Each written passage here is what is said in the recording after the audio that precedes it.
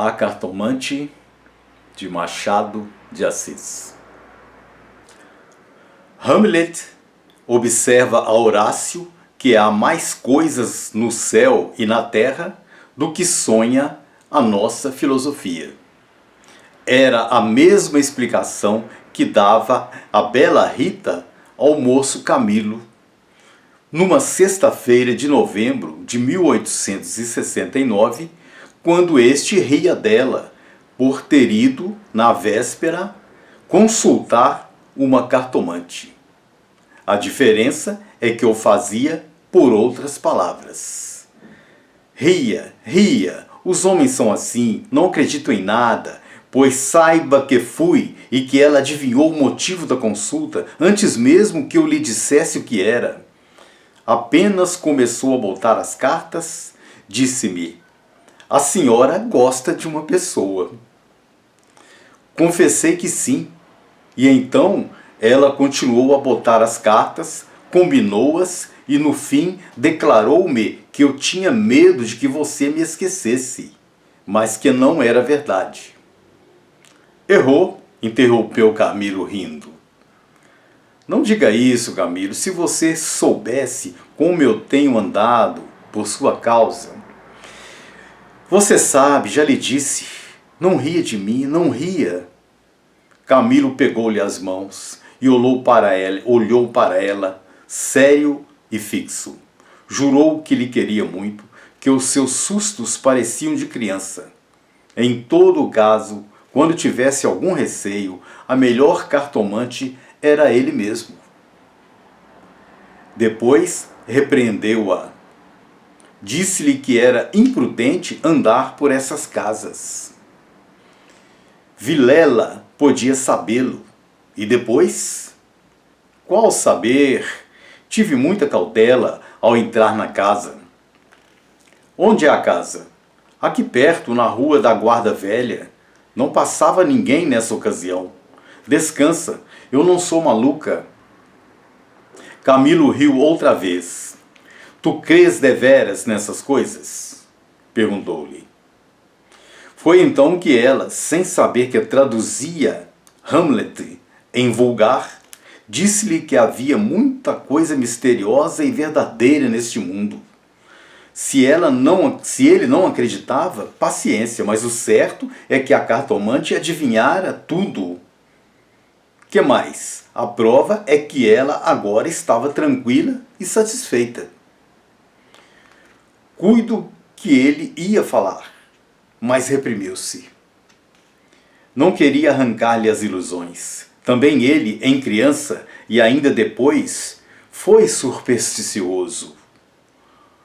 Teve um arsenal inteiro de crendices que a mãe lhe incutiu e que aos 20 anos desapareceram. No dia em que deixou cair toda essa vegetação parasita e ficou só o tronco da religião, ele, como tivesse recebido da mãe ambos os ensinos, envolveu-os na mesma dúvida e logo depois em uma só negação total. Camilo não acreditava em nada. Por quê? Não poderia dizê-lo. Não possuía um só argumento. Limitava-se a negar tudo. E digo mal, porque negar é ainda afirmar. E ele não formulava a incredulidade. Diante do mistério, contentou-se em levantar os ombros e foi andando. Separaram-se contentes. Ele ainda mais que ela. Rita estava certa de ser armada. Camilo não só o estava, mas via-a estremecer e arriscar-se por ele, correr às cartomantes, e por mais que a repreendesse, não podia deixar de sentir-se lisonjeado. A casa do encontro era na antiga Rua dos Barbonos, onde morava uma coprovinciana de Rita.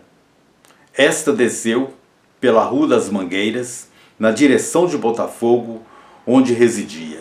Camilo desceu pela Guarda Velha, olhando de passagem para a casa da cartomante. Vilela, Camilo e Rita. 3 nomes, uma aventura e nenhuma explicação das origens. Vamos a ela. Os 2 primeiros eram amigos de infância. Vilela seguiu a carreira de magistrado. Camilo entrou no funcionalismo contra a vontade do pai, que queria vê-lo médico. Mas o pai morreu e Camilo preferiu não ser nada, até que a mãe lhe arranjou um emprego público. No princípio de 1869, voltou Vilela da província, onde casara com uma dama formosa e tonta. Abandonou a magistratura e veio abrir banca de advogado. Camilo arranjou-lhe casa para os lados de Botafogo e foi a bordo recebê-lo. "É o senhor?" exclamou Rita, estendendo-lhe a mão. "Não imagino como meu marido é seu amigo. Falava sempre do senhor." Camilo e Vilela olharam-se com ternura. Eram amigos deveras. Depois Camilo confessou de si para si que a mulher do Vilela não desmentia as cartas do marido. Realmente era graciosa e viva nos gestos, olhos cálidos, boca fina e interrogativa. Era um pouco mais velha que ambos, contava 30 anos. Vilela, 29 e Camilo, 26. Entretanto, o porte grave de Vilela fazia-o parecer mais velho que a mulher, enquanto Camilo era um ingênuo na vida moral e prática. Faltava-lhe tanto a ação do tempo como os óculos de cristal que a natureza põe no berço de alguns para adiantar os anos. Nem experiência, nem intuição. Uniram-se os 3. Convivência trouxe intimidade. Pouco depois morreu a mãe de Camilo, e nesse desastre que o foi, os 2 mostraram-se grandes amigos dele. Vilela cuidou do enterro, dos sufrágios e do inventário. Rita tratou especialmente do coração, e ninguém o faria melhor. Como daí chegaram ao amor, não o soube ele nunca. A verdade é que gostava de passar as horas ao lado dela. Era sua enfermeira moral, quase uma irmã, mas principalmente era mulher e bonita. Odor de femina, eis o que ele inspirava nela. E em volta dela, para incorporá-lo em si próprio. Liam os mesmos livros. Iam juntos a teatros e passeios.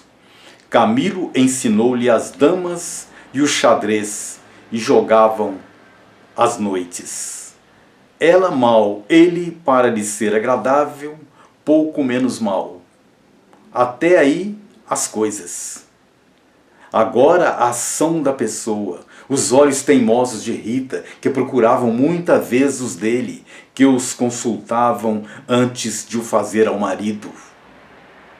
As mãos frias, as atitudes insólitas. Um dia, fazendo ele anos, recebeu de Vilela uma rica bengala de presente. E de Rita apenas um cartão com um vulgar cumprimento a lápis. E foi então que ele pôde ler no próprio coração. Não conseguia arrancar os olhos do bilhetinho. Palavras vulgares, mas há vulgaridades sublimes.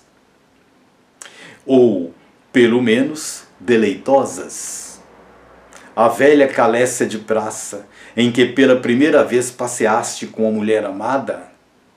Fechadinhos ambos, vale o carro de Apolo.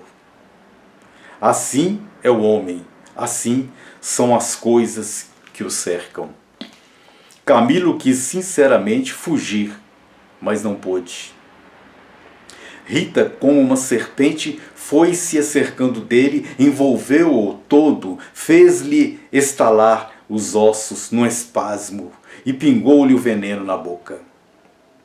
Ele ficou atordoado e subjugado. Vexame, sustos, remorsos, desejos, tudo sentiu de mistura.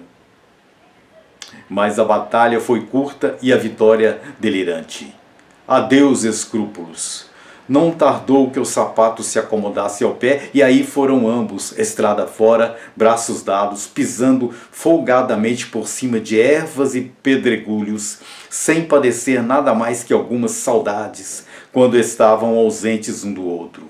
A confiança e estima de Vilela continuavam a ser as mesmas.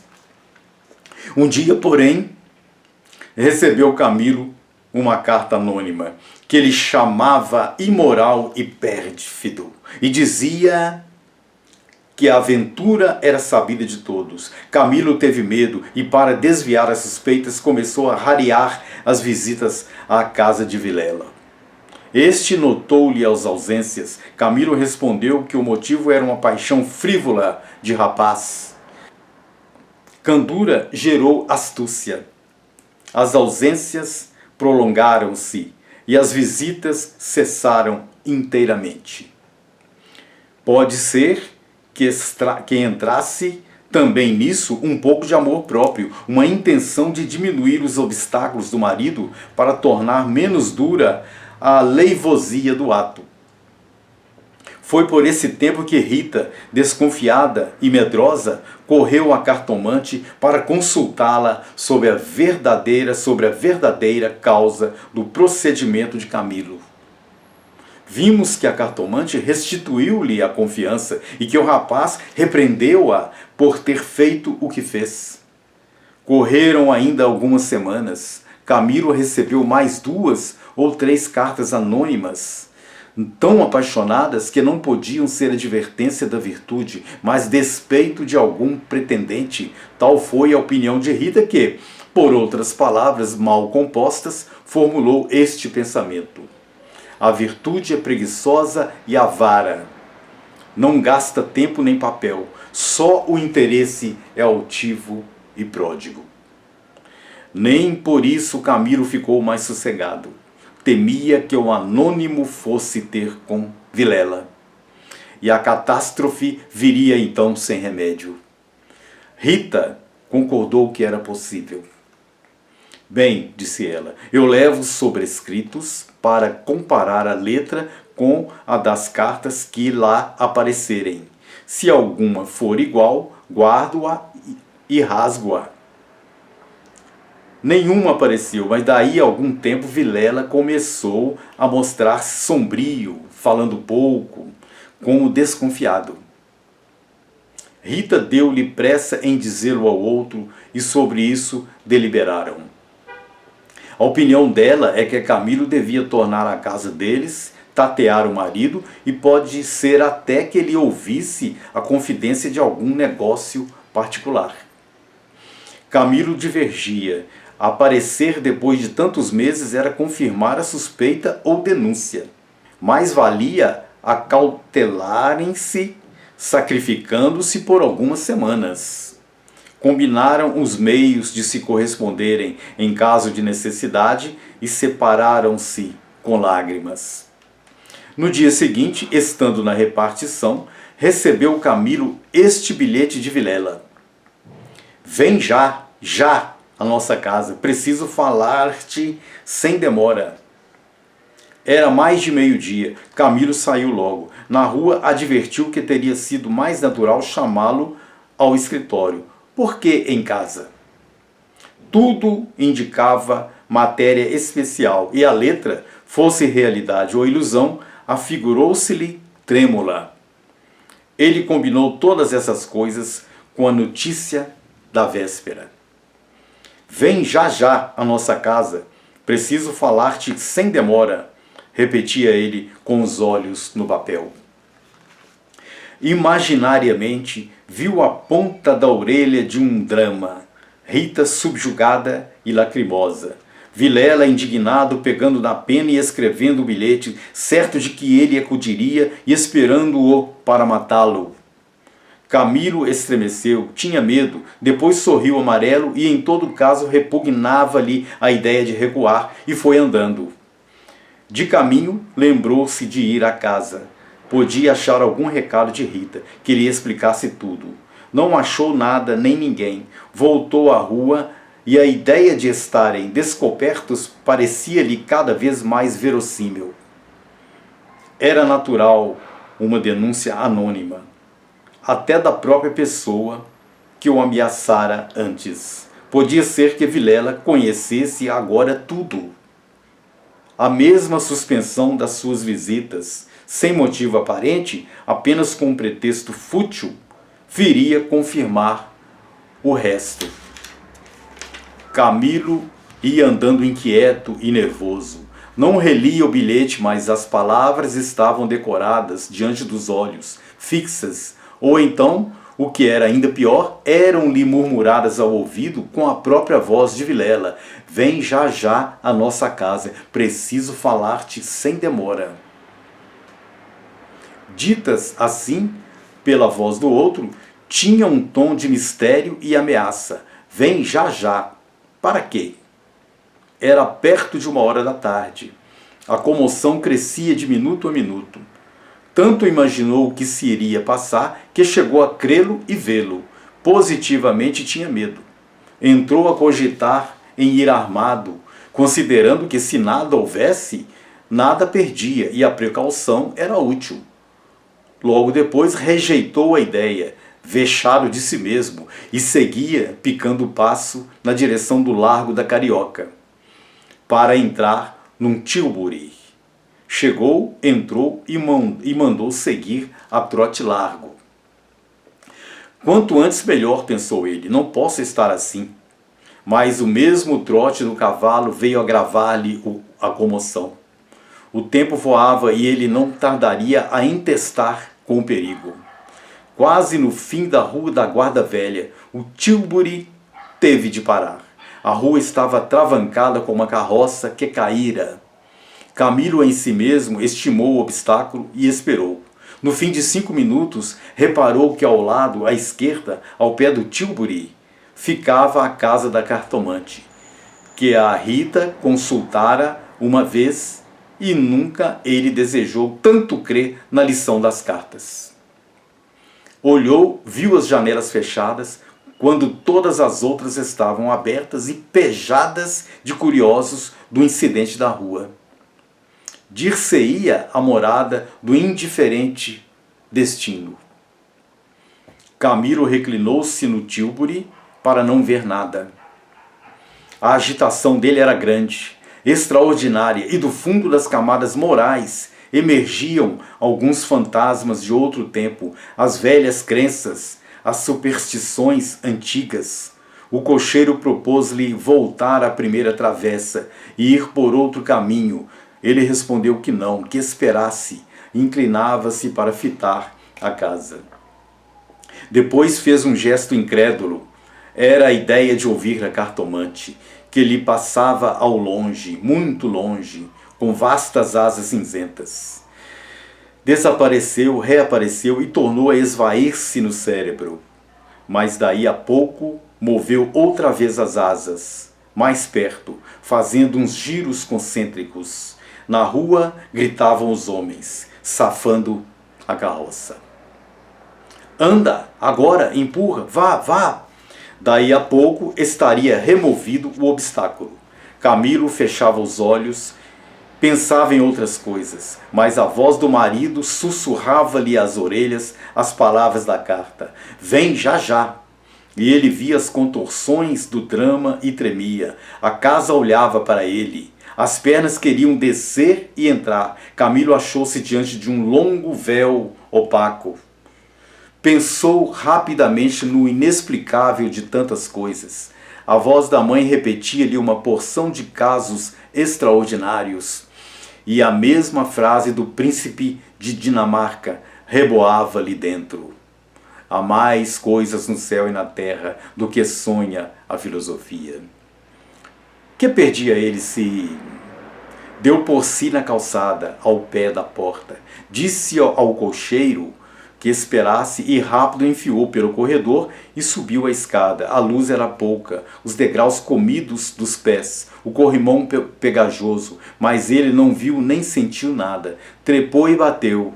Não aparecendo ninguém, teve ideia de descer, mas era tarde, a curiosidade fustigava-lhe o sangue, as fontes latejavam-lhe Ele tornou a bater 1, 2, 3 pancadas. Veio uma mulher, era cartomante. Camilo disse que ia consultá-la.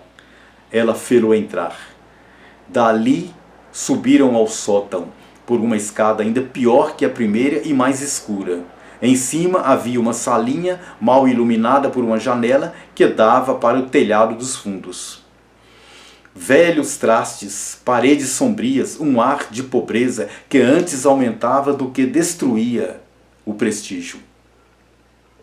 A cartomante fê-lo sentar diante da mesa e sentou-se do lado oposto, com as costas para a janela, de maneira que a pouca luz de fora batia em cheio no rosto de Camilo. Abriu uma gaveta e tirou um baralho de cartas compridas e enxovalhadas. Enquanto as baralhava, rapidamente olhava para ele, não de rosto, mas por baixo dos olhos. Era uma mulher de 40 anos, italiana, morena e magra, com grandes olhos sonsos e agudos. Voltou 3 cartas sobre a mesa e disse-lhe: vejamos primeiro o que é que eu trago aqui. O senhor tem um grande susto. Camilo, maravilhado, fez um gesto afirmativo. E quer saber, continuou ela, se lhe acontecerá alguma coisa ou não. A mim e a ela, explicou vivamente. A cartomante não sorriu. Disse-lhe só que esperasse. Rápido, pegou outra vez das cartas e baralhou-as com os longos dedos finos de unhas descuradas. Baralhou-as bem, transpôs os maços 1, 2, 3 vezes. Depois começou a estendê-las. Camilo tinha os olhos nela, curioso e ansioso. As cartas dizem-me.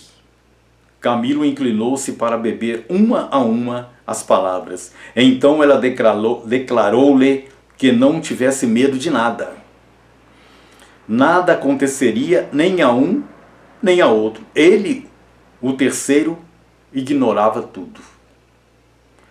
Não obstante, era indispensável muita cautela. Ferviam invejas e despeitos. Falou-lhe do amor que os ligava, da beleza de Rita. Camilo estava deslumbrado. A cartomante acabou, recolheu as cartas e fechou-as na gaveta. A senhora restituiu-me a paz ao espírito, disse ele, estendendo a mão por cima da mesa e apertando a da cartomante. Esta levantou-se rindo. Vá, disse ela, vá. E de pé, com o dedo indicador, tocou-lhe a testa. Camilo estremeceu como se fosse a mão da própria Sibila e levantou-se também. A cartomante foi à cômoda, sobre a qual estava um prato com passas, tirou um cacho destas, começou a despencá-las e comê-las, mostrando 2 fileiras de dentes que desmentiam as unhas. Nessa mesma ação comum, a mulher tinha um ar particular. Camilo, ansioso por sair, não sabia como pagasse, ignorava o preço. Passas custam dinheiro, disse ele afinal, tirando a carteira. Quantas quer mandar buscar? Pergunte ao seu coração, respondeu ela. Camilo tirou uma nota de 10.000 réis e deu-lhe. Os olhos da cartomante fuzilaram. O preço usual era 2.000 réis. Vejo bem que o senhor gosta muito dela. E faz bem. Ela gosta muito do senhor. Vá tranquilo. Olhe a escada, é escura. Ponha o chapéu. A cartomante tinha já guardado a nota na algibeira e descia com ele, falando com um leve sotaque. Camilo despediu-se dela embaixo e desceu a escada que levava à rua, enquanto a cartomante, alegre com a paga, tornava acima, cantarolando uma barcarola. Camilo achou Tilbury esperando. A rua estava livre. Entrou e seguiu a trote largo. Tudo lhe parecia agora melhor.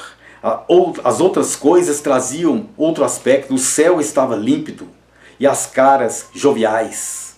Chegou a rir dos seus receios, que chamou pueris, recordou os termos da carta de Vilela e reconheceu que eram íntimos e familiares. Onde é que ele lhes descobrira a ameaça? Advertiu também que eram urgentes e que fizera mal em demorar-se tanto. Podia ser algum negócio grave e gravíssimo. Vamos depressa, repetia ele ao cocheiro. E consigo, para explicar a demora ao amigo, engenhou qualquer coisa. De volta com os planos, reboavam-lhe na alma as palavras da cartomante. Em verdade, ela adivinhara o objeto da consulta, o estado dele, a existência de um terceiro. Por que não adivinharia o resto? O presente que se ignora vale o futuro. Era assim, lentas e contínuas, que as velhas crenças do rapaz iam tornando ao de cima. E o mistério empolgava-o com as unhas de ferro. Às vezes queria rir e ria de si mesmo, algo vexado. Mas a mulher, as cartas, as palavras secas e afirmativas, a exortação, a verdade é que o coração ia alegre e impaciente, pensando nas horas felizes de outrora e nas que haviam de vir. Ao passar pela glória, Camilo olhou para o mar, estendeu os olhos para fora, até onde a água e o céu dão um abraço infinito. E teve assim uma sensação do futuro, longo, interminável. Daí a pouco chegou à casa de Vilela, apeou-se, empurrou a porta de ferro do jardim e entrou. A casa estava silenciosa. Subiu os 6 degraus de pedra. E mal teve tempo de bater, a porta abriu-se e apareceu-lhe Vilela. Desculpa, não pude vir mais cedo. Que há? Vilela não lhe respondeu. Tinha as feições decompostas. Fez-lhe sinal e foram para uma saleta interior. Entrando, Camilo não pôde sufocar um grito de terror. Ao fundo, sobre o canapé, estava Rita, morta e ensanguentada. Vilela pegou-o pela gola e com 2 tiros de revólver estirou-o morto no chão.